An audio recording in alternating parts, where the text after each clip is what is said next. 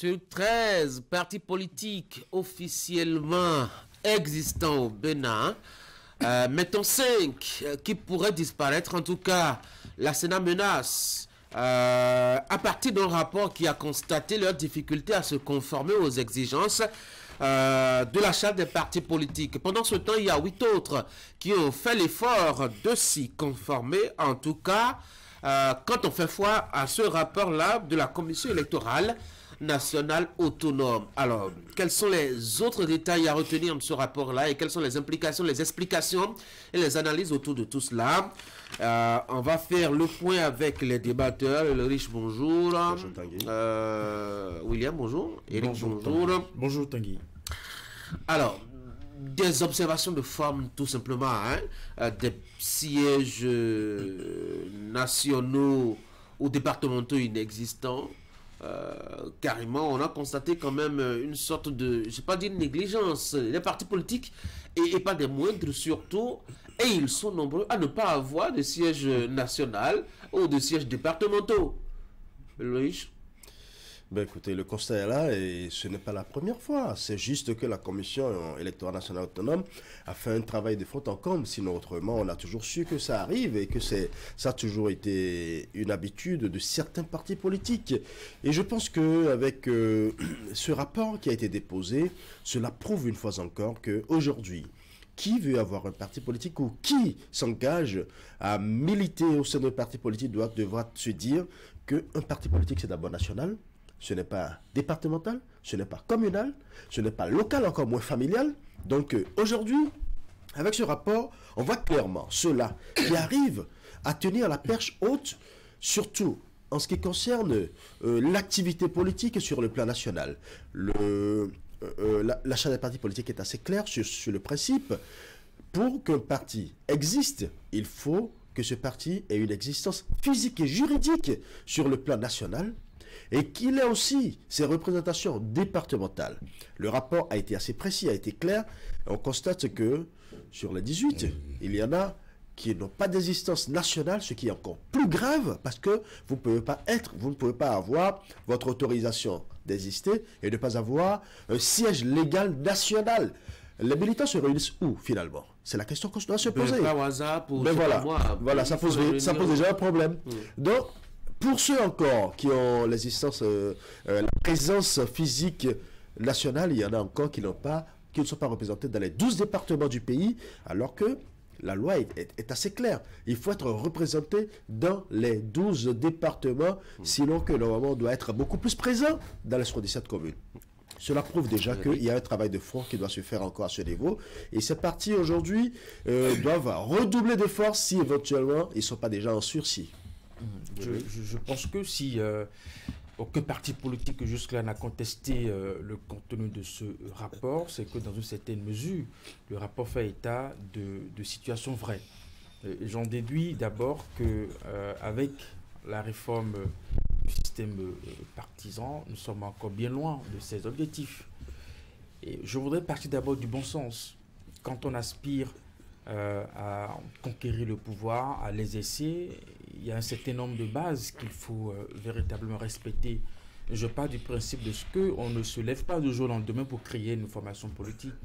On a sans doute mûrir l'idée, n'est-ce pas, réfléchir avec un certain nombre de personnes. On s'est donné ne serait-ce que quelques moyens pour lancer véritablement cette formation politique-là.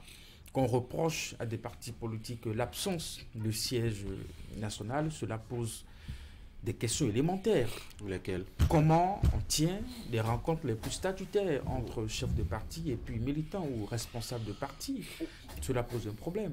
On voudrait qu'aujourd'hui les partis politiques puissent avoir des assises au niveau de nos localités. En l'absence d'un siège départemental, comment on arrive à rencontrer ces militants? Quand vous voyez l'effectif du nombre de partis politiques qui est épinglé, je pense aux 5 sur les 13 que nous avons, ce n'est pas petit. Donc ça veut dire que nous avons plusieurs partis politiques qui sont concernés véritablement par ces dysfonctionnements. C'est vrai que ce que la loi exige, c'est peut-être un peu contraignant, mais avouons-le, on ne peut pas rester dans un environnement où on veut avoir de grandes formations politiques aujourd'hui et ne pas aller véritablement dans ce sens-là. C'est des, comment on dit, ce sont des exigences auxquelles les partis politiques doivent véritablement sacrifier. Ou, comme on le dit, mutualiser les efforts en se mettant ensemble pour que on puisse on puisse évoluer, n'est-ce pas, sur ces questions-là. Donc je pense que c'est assez essentiel pour un parti politique de disposer d'un siège à la fois au niveau national mais aussi au niveau départemental. William? Selon les affirmations du directeur général des élections, le contrôle est légèrement antérieur. Il date d'un peu moins d'un an. Il est de novembre 2023. Ce qui est sûr, les données ont assurément évolué de novembre 2023 à aujourd'hui. Mais tablant sur les chiffres, les révélations de ce rapport, il faut juste, quand on est de cette opinion, de la religion à laquelle j'appartiens, celle selon laquelle nous sommes encore dans de l'idéalisme un peu utopique sur cette fameuse réforme du système partisan, c'est un vœu pieux, c'est un objectif à atteindre encore. On se l'impose, on se lie par les liens, par les chaînes. Pour y arriver, on se tord légèrement l'esprit, on se serre davantage la ceinture, on se mue, on se transforme, on se métamorphose, on va à un rythme qu'on s'impose tous sans forcément être dans les règles ou dans l'état d'esprit convenable. La plupart des choses qu'on attend d'un parti politique ne sont pas encore là dans ces gros partis que nous voyons. Même les trois qui ont déclaré au niveau des préfectures leurs arrêtés, qui ont des arrêtés de constatation au niveau des préfectures, les 8 en règle, les non en règle, quoi qu'on dise, 13 qu'ils sont, il n'y a pas encore cette formation politique qui est un reflet de la démocratie participative, de la démocratie représentative. J'espère que la Sénat commence par ses préalables pour qu'un jour on grandisse, qu'on fasse de vrais constats. Un parti, il participe à l'action du gouvernement ou participe à l'opposition ou est peut-être pour un moment sans coloration politique vis-à-vis du gouvernement en place. Un parti politique, il va aux élections. Ça, ils savent le faire. Clubs électoraux, ils maintiennent ce statut comparativement à ce que les partis ont toujours été quand ils étaient d'un effectif bien pléthorique.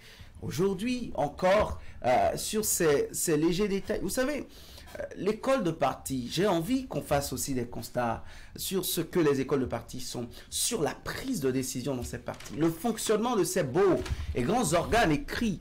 J'espère que les textes auxquels la Sénat tient rigueur actuellement en matière d'existence légale, tout ça relève de l'ordre des préliminaires, des éléments basiques, du minimum qu'il faut pour qu'on commence par considérer les interlocuteurs en face comme étant des partis politiques, personnes morales, que nous avons des entités pour animer la vie politique. Sinon, du point des fonctions systémiques d'un parti politique, nous sommes loin de la réalité. Ceux qui sont au pouvoir, comme ceux de l'opposition, on est encore bien loin. Mais c'est des choses quand même basiques sur lesquelles on pouvait s'attendre, on pouvait pas s'attendre à ce que des partis politiques, ma foi, ne puissent pas me répondre. C'est dire que si on marque un arrêt et puis on retourne un peu en arrière, on imagine aisément les conditions de fonctionnement dans lesquelles les partis politiques évoluaient par le passé. Peut-être qu'on dira qu'aujourd'hui l'image est un peu plus belle avec cette réforme qui a dû bousculer un peu certains partis à se conformer, à avoir un certain nombre de choses. Donc on imagine bien un peu tel était le fonctionnement de nos formations politiques par le passé. Par du siège, même au plan national, on se réunissait dans des restaurants, dans les buvettes, où on attend justement la veille des élections pour crier un peu partout. On réunissait les proches de sa famille pour avoir un parti politique. Heureusement, on est un peu loin de ces réalités-là aujourd'hui. Et donc, effectivement, c'est un problème assez épineux de savoir comment on arrive justement à la création d'une formation politique ne disposant pas de ces bases-là. Comme vous l'avez dit, c'est assez élémentaire. Mais il n'y a pas que ça. Effectivement, William a parlé de l'école de parti. Effectivement, ça fait partie aussi comment on dit, de ce que la Sénat a noté comme absence au niveau pratiquement de tous les partis politiques qui ne disposent pas justement de cette école qui doit amener les responsables de partis à former leurs militants à leur idéologie. Et donc là encore, il y a un problème. Et je pense que là-dessus, c'est pratiquement tous les partis politiques qui sont véritablement concernés. Oui, je reconnais qu'avec cette réforme, les partis ne s'y retrouvent pas encore. Avouons-le. Et espérons qu'avec cet engagement que la Sénat donne aujourd'hui à aller inspecter, à constater, à produire un rapport, à publier, les noms sont là, moi j'ai pas envie de les citer justement, pour qu'on puisse faire la part des choses entre les formations politiques. Oui, ça dérange la personne qu'on les cite.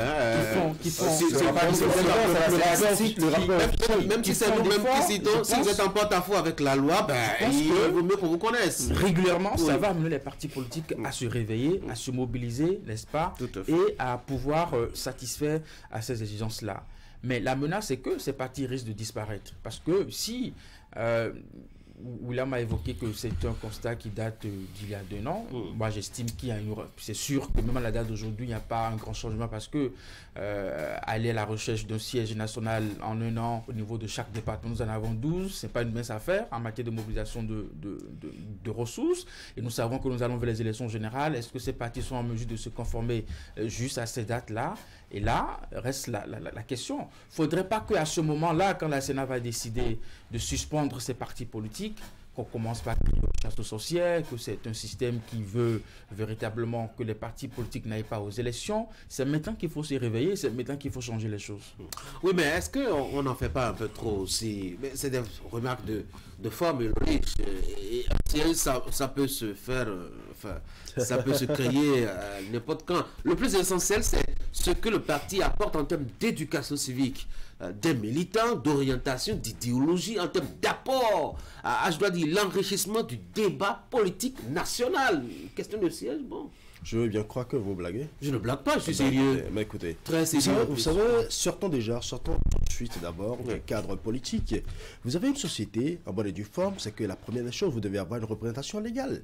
Vous devez avoir une présence, on doit savoir que c'est ici que mais cette société est spécifique. Oui, c'est spécifique, mais justement, comment déjà par cette image-là, vous faites comprendre l'importance d'avoir un siège. Oui. Vous savez, quand on parle d'école politique aujourd'hui, tout le monde se dit...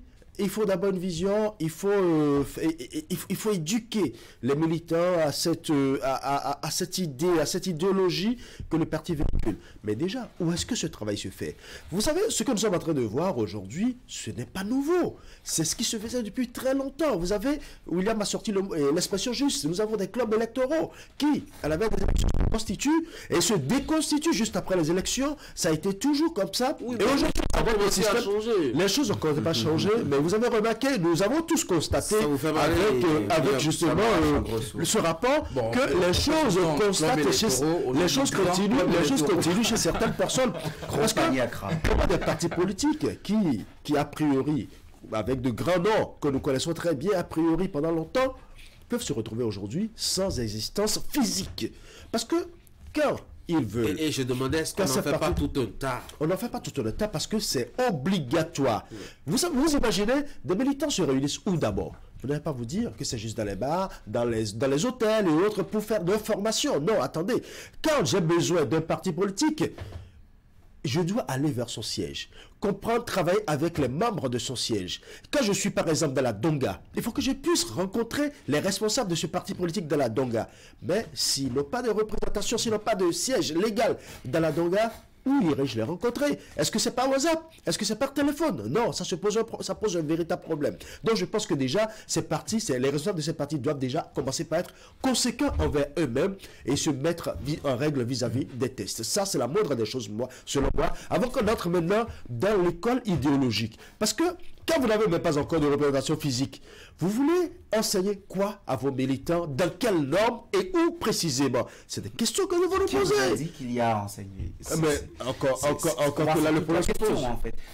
Enlever Patrice Talon, le spectre de Patrice Talon de l'Union progressiste ou du Bloc républicain, dites-moi ce qu'il reste. Et il reste Pierre Tchadé, il reste Vincent Djambélo. Pour quelle idéologie politique, pour quel programme? Ils sont socialistes, pour quel discours? Ils sont sociodémocrates chez les Baobabs. Je vous informe, ils sont sociodémocrates et républicains, c'est-à-dire même droite, soutiennent un ultralibéraliste. C'est déjà là qu'il y a un problème. Le mariage hétéroclite commence déjà là. Et c'est en ça que individuellement pris, on ne les identifie absolument pas. C'est un jeune bébé qui vient à peine de naître. Ne lui demandez pas de dans des conditions peut-être tout de suite. Ne lui demandez pas de savoir recourir manger. Ne lui demandez pas à ma première analyse, à ma première prise de parole. J'ai dit, on s'est lié par des liens et des chaînes qui nous dépassent, qui dépassent la dureté et la solidité de nos os. Parce qu'en réalité, je vous dis une chose. Quand je dis mouvance présidentielle, permettez-moi de parler de l'opposition aussi. Enlever le tropisme de haï des démocrates, et vous me direz ce qui reste. D'anciens Unions Faire la Nation, d'anciens, je ne sais pas, d'anciens FCBE, des classiques qui ne respirent, qui ne jurent que Payaï, qui sont ensemble juste contre qui? Juste contre Patrice Talon. Et c'est le schéma.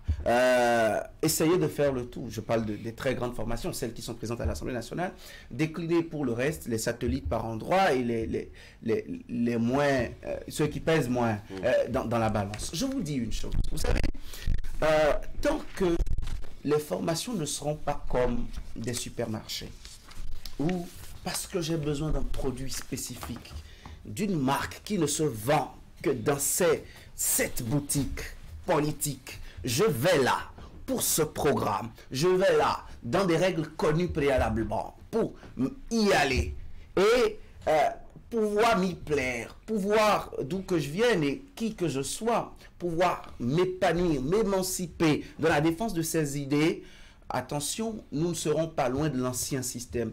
Vous savez, moi j'ai envie de voir le virage 2026 pour voir si on doit continuer à parler de réforme du système partisan. Tout à l'heure, vous disiez qu'ils sont jeunes, mais les premiers actes de la réforme du système partisan datent de 2018. La charte des partis politiques date de fin 2018. Vous parlez d'une société. Je parle d'une société. Je parle de gens, des humains. Je suis totalement d'accord. Des profils et des éducations différents. Rester dans la renégatie pendant plus de 30 ans. Avant ou pendant près de 30 ans. Ça ne se change pas en 3 ans. Absolument. Mais reconnaissez, Pantatone, reconnaissez que même si il faut donner du temps aux gens, arrêtons de crier, hélas, il y a victoire. Jusque-là, les choses elles se sont légèrement bonifiées. Bon, on va pas faire le procès. Non, on va faire le procès. Parce que on parle. Vous me permettez de finir? Oui, rapidement. On parle de questions basiques comme les sièges, mais je vous demande de parler également des questions d'idéal et autres. En fait, tout ça est élémentaire dans une formation politique. Les gens se regroupent parce que,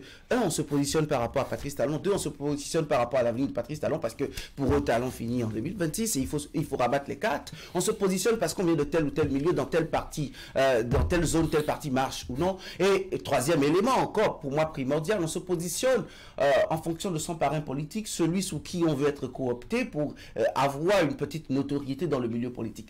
Tout ça date de nos vieilles habitudes. Reconnaissez que jusque-là, elle demeure. Parlons du bébé Tanguy, vous savez, ce n'est pas une excuse.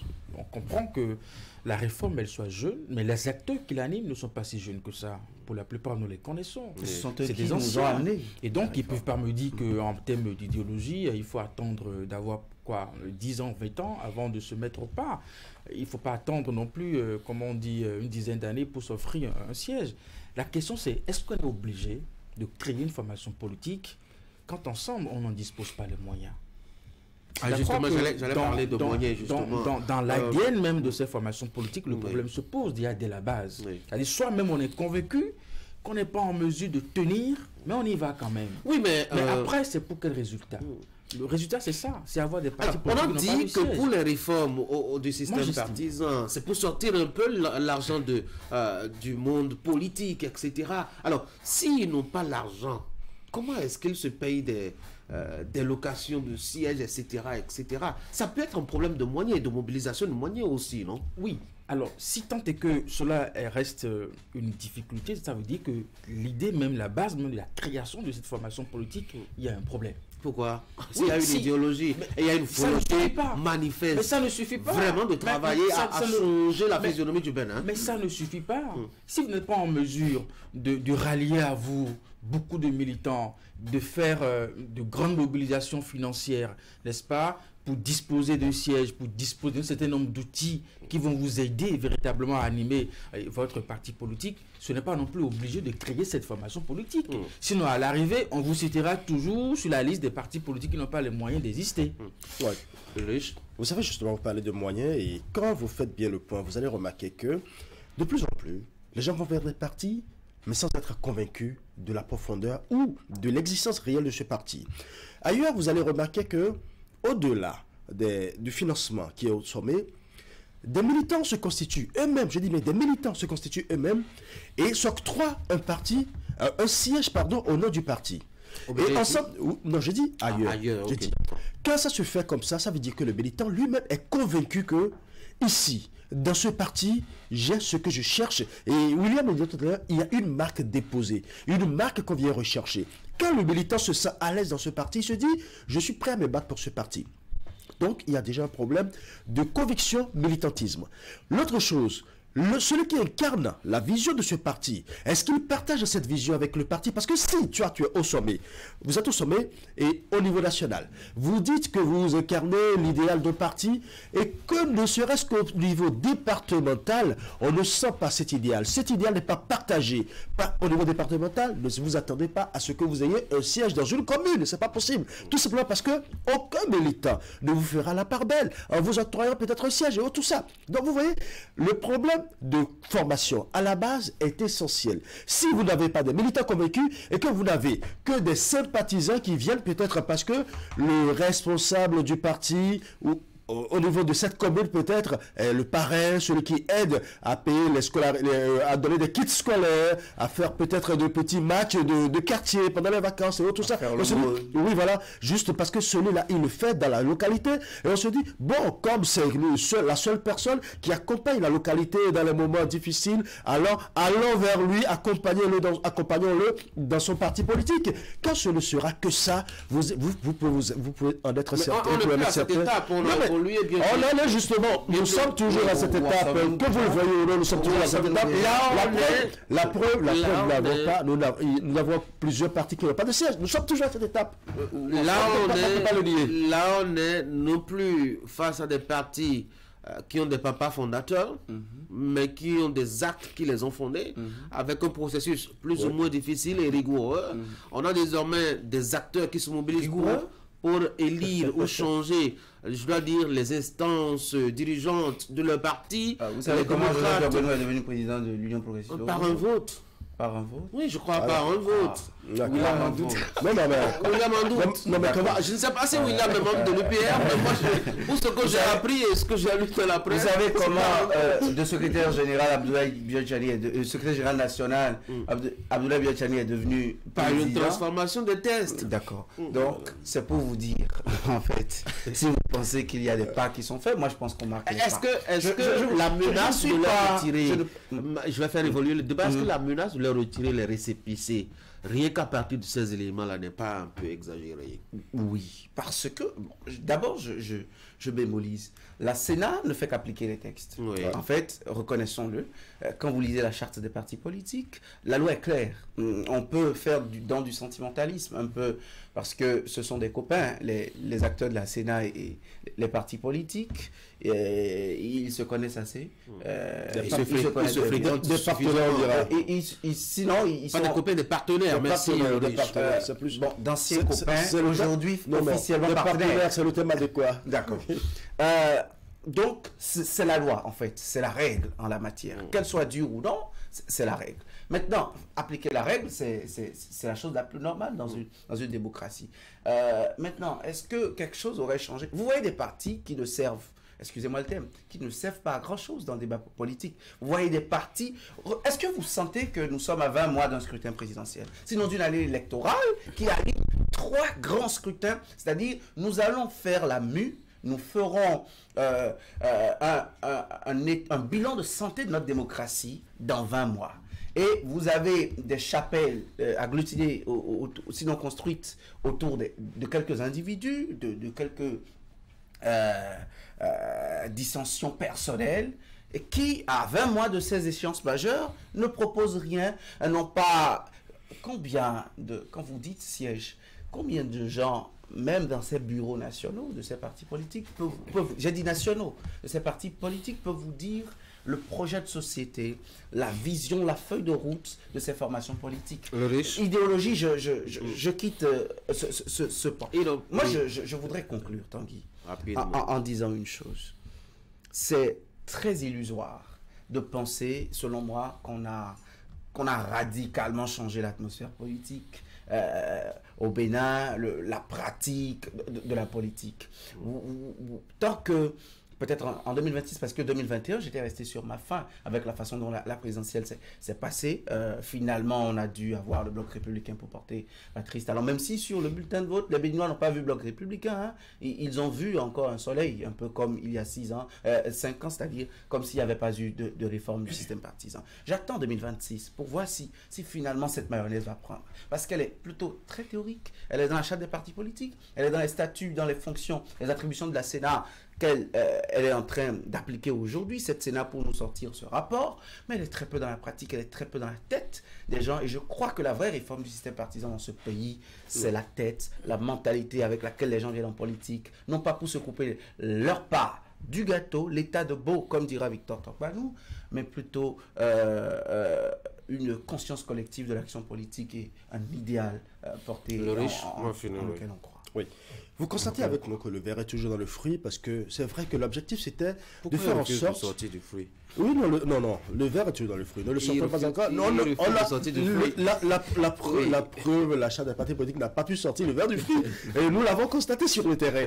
Donc, ça peut vous faire comprendre déjà que aujourd'hui, quand William a posé cette question, je m'attendais à le voir aller plus loin. Au niveau du restaurer l'espoir, par exemple, à Pakane Dazanaï, qui vous connaissez encore de ce côté. Au niveau de restaurer la confiance, à René Agossa, qui connaissez-vous encore dans ce parti politique. Vous savez, ce n'est pas pour jeter la pierre à un parti politique, mais c'est une manière de dire. Au-delà de la vie, au-delà des tests qu'incarne l'achat des partis politiques, c'est beaucoup plus pour faire en sorte que quand on prend tel département, quand on prend l'Atakora, la Donga, quand on prend le Koufo, le Mono, qu'on puisse se dire, voilà les leaders, voilà les ténors de tel parti. Qu'on se dise, voilà le siège de tel parti. Qu'on se dise, voici là où vous pouvez avoir telle idéologie dans telle localité. Mais aujourd'hui, est-ce qu'on peut le dire? Non. La réponse est assurément non. Parce que là, l'achat politique n'a pas encore réussi le travail qu'il faut faire à ce niveau. Vous savez, tout le monde, dans toutes les démocraties, on est toujours réfractaire, il y a toujours des personnes qui sont réfractaires à des réformes. Ça, c'est clair dans toutes les démocraties. Et le travail doit se faire de façon progressive. Aujourd'hui, déjà, nous sommes à 18 partis légalement reconnus. Et parmi ces 18 partis légalement reconnus, on se rend compte que certains refusent de faire la marche qu'il faut. Alors, les tests seront appliqués conformément à ce qui se fait. Et nous verrons avec le temps ceux-là qui tiennent cette marche-là. Le plus important, c'est que les tests sont connus. Et ces partis ont consenti librement à ces tests-là d'une certaine manière. Et aujourd'hui, on constate que ça ne marche pas. De toute façon, les tests seront appliqués. Et nous verrons avec le temps ces partis qui s'y conforment. De toute façon, d'un côté aussi, nous avons aussi des partis, que ce soit de la mouvance ou de l'opposition, qui se conforment à ces tests-là, ce qui veut dire que ce n'est pas une loi taillée sur mesure par rapport à l'opposition ou par rapport à la mouvance. Il y a des mouvances, il y a des partis de la mouvance qui se retrouvent dans les tests, qui se retrouvent très bien en forme. Il y a ceux de l'opposition qui se retrouvent aussi très bien en forme. Donc, ceux-là qui ne se conforment pas, on leur applique la loi et on essaie de voir, on tamise justement l'arène politique. Est-ce que retirer le récépissé juste pour une affaire de siège, est-ce que c'est pas exagéré? La règle, c'est la règle. Si ça fait partie des principes, n'est-ce pas, sur lesquels on apprécie l'existence de partis politiques, et il faut véritablement l'appliquer. Je pense aussi que la réforme n'est pas si illusoire que ça. Pour moi, elle renforme juste de grandes ambitions. pour lesquels certains partis politiques ont du mal encore à trouver le chemin. Parce que sur la liste, avouons-le, il y en a quand même 8 concis, justement, comme étant des partis politiques qui ont respecté quand même ces exigences-là. Ça veut dire que ce n'est pas si compliqué que ça. Mais après, il y a une vérité qui se dégage. Toutes les formations politiques ne sont pas peut-être tenues, obligées d'exister. Vous en avez qu'on a créé juste parce qu'il faut peut-être créer, avouons-le. Et parce que si on est d'accord que dans cette dynamique d'avoir de grandes formations politiques, c'est pour justement régler ces problèmes-là. Pour que à chaque rapport, qu'on n'arrive plus à épingler des partis politiques qui ne disposent pas de sièges, qui ne disposent pas des codes politiques pour la formation de leurs militants. Si vous interrogez ces présidents, ils vous diront oui, nous savons que c'est nécessaire d'avoir un siège. Donc ils le savent dans leur âme et conscience que même dès la création de leur parti politique, ils doivent satisfaire à ces exigences. Ils se donnent juste le temps et peut-être les moyens, n'est-ce pas, de les faire. Donc espérons que dans la marche de cette réforme, que les partis politiques dans leur majorité puissent véritablement sortir leur tête pour que on puisse avoir de grandes formations politiques. Autrement, la loi va s'appliquer. Nous allons assister à cette... où la Sénat sera obligée justement de respecter les tests en retirant les pièces qui sont attribuées à ces partis politiques. Et ça va être très dommage. En tout cas, on verra bien, puisque le temps est passé. William, vous aviez dit tout à l'heure, c'est un vieux rapport qui date quand même de quelques mois déjà. On espère vraiment qu'entre-temps, certaines choses se sont améliorées et que prochainement aussi, on pourrait apporter, ma foi, beaucoup d'autres choses pour continuer à faire vivre ces partis politiques. On a besoin d'eux, en tout cas pour animer la vie politique, pas comme ils le font actuellement. On a besoin de grands partis. On a besoin de grands partis vraiment pour que... C'est vrai qu'il y a une évidence. Des partis ont des élus à Karimama et à Adjo. C'était pas probable il y a longtemps. Mais après ça... Oui, mais on a connu des partis comme ça, au lendemain de la conférence nationale des forces de la nation. Justement, mais pas avec autant d'ancrage, pas avec autant d'élus. Je pense que le record dans l'histoire, ce sont les législatives de 99 avec Soglo 27 députés, si je ne me trompe. Donc, avec la renaissance du Bénin, justement. Mais écoutez, ce pas est fait. Mais après, il y a de plus grands pas dans une démocratie. Parce que même la concentration régionale n'est pas un défaut. Pour autant, même dans les grandes démocraties. Pourquoi il y a les États clés? Pourquoi il y a les États du Sud qui sont pro... Très bonne question. Donc, en fait, là n'est pas le plus grand débat. Les acquis qu'on vend actuellement sont certes des acquis, ayons l'honnêteté de le dire, mais là où nous allons, c'est plus grand, c'est plus important. Les gars, merci beaucoup. Je souhaite de passer une très bonne journée. Mesdames et messieurs, vous suivez juste après moi la réalisation de Idriss Boukari qui vous rappelle les principales informations relayées par la rédaction de Canal 3 Bénin ces 7 derniers jours au Bénin. Et juste après, vous aurez la revue de presse qui mettra fin à cette émission ce matin. Merci d'avoir été là. Je vous souhaite de passer une très bonne journée.